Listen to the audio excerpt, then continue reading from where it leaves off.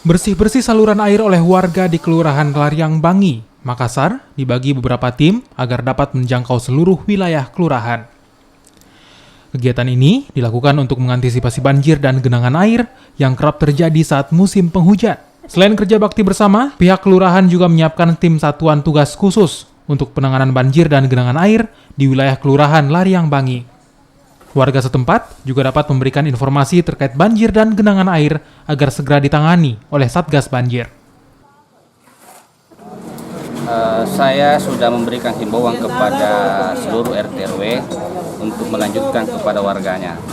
Terus kami juga menyiapkan Satgas untuk mengantisipasi air yang tersumbat di drainase.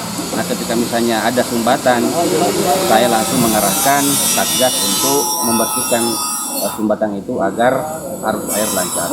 Sejauh ini mungkin Pak, di tahun-tahun sebelumnya di sini memang rawan genangan atau bagaimana? Di sini paling ada genangan itu di Gunung Lokon. Penyebabnya itu karena di tinggi Mai.